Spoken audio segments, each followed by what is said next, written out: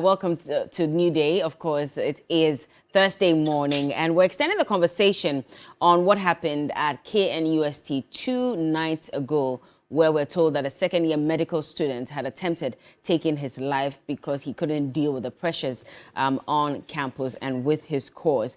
In fact, as a result of that, a lot of students went on social media to share their thoughts and opinions on what they think could be the cause and why it's important for some public gatherings on campus to be reinstated, because back in August 2022, the school authorities banned, or in fact suspended indefinitely, all social gatherings on campus at KNUST, especially after the clash between Conti and Kantanga. So after that, another student has written a petition officially to the school authorities where he's asking for the suspension to be lifted. And maybe we'll read that quickly before we go to Dr. Isaac Newman Arthur.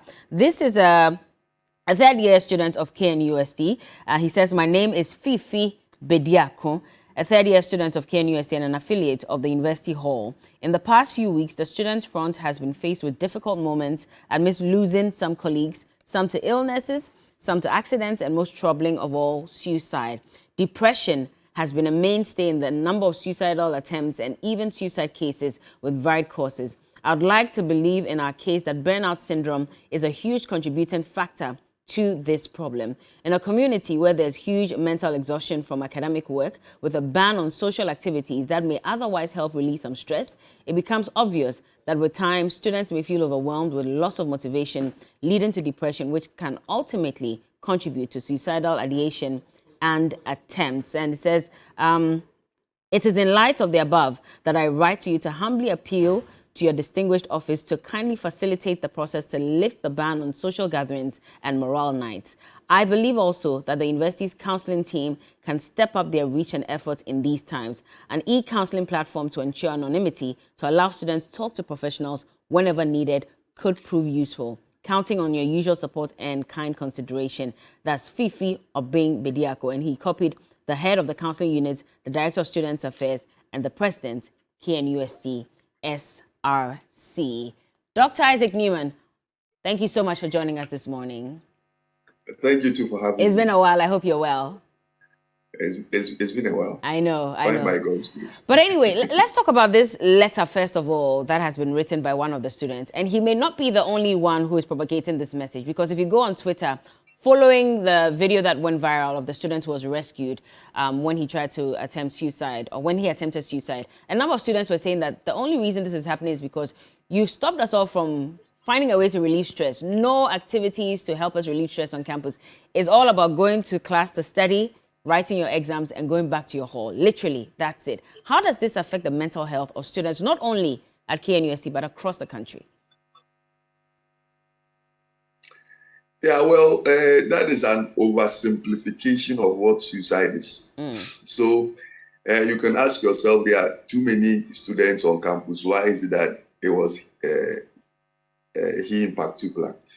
What it means is that there is more in terms of the contributing factor to someone deciding to attempt or die by suicide. Now we don't even use the word commit suicide. It's die by suicide. So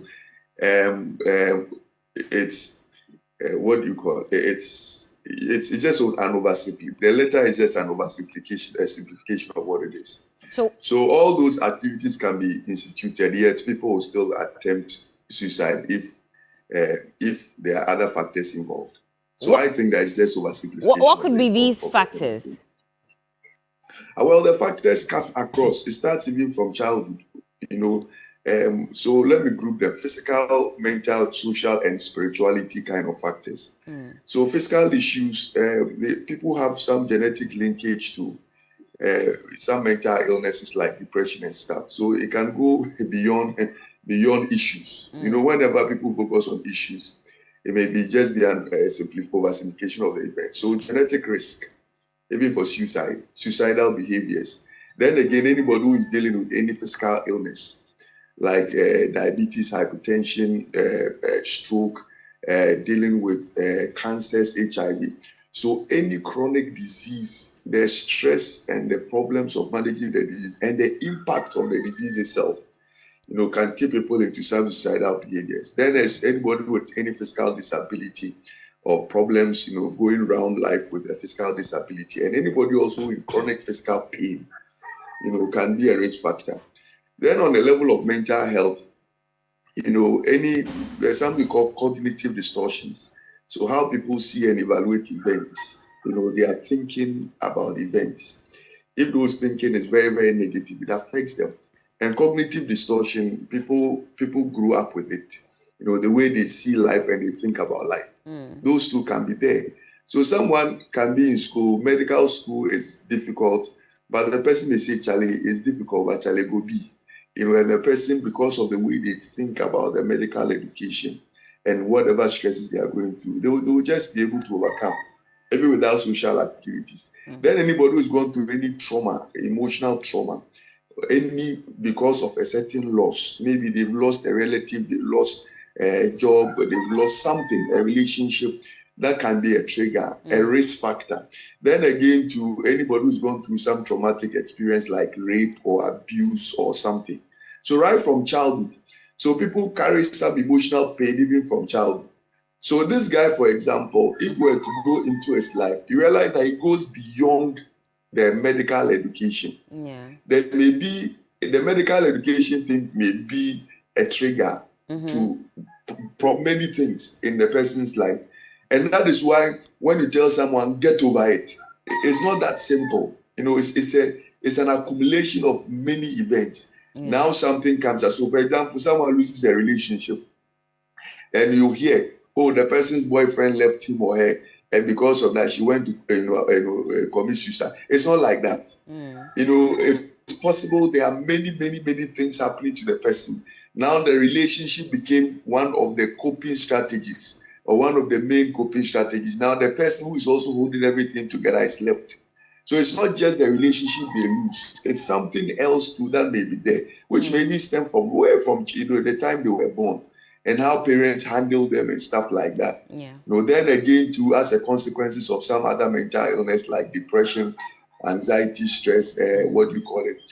Bipolar. Rates for bipolar, it's suicidal related with bipolar. It goes up about 15 to 20 times. I see. Then it shows with schizophrenia and substance use. With substance use, alcohol use problems, marijuana, cocaine, heroin, and those kind of substance use problems. Then again to LGBT related stuff, suicide amongst them also is very, very high than the normal population. And also spirituality issues like pursuit of your goals and purpose in life and your connectedness to the divine. And again to religious engagement here and there. All those things are a protective factor. How does sleep paralysis play a role in this? Because if you look at the notes that he purportedly was leaving behind, he gave reasons as to why he wanted to take his life, allegedly. And one of them is sleep paralysis. He says he's been suffering that for close to 2 years. He says he didn't think there was a reason enough to live. And he's been seeing demons and actually had one speak to him. He says he's sane, and he knows a lot of people will think that he's making it up.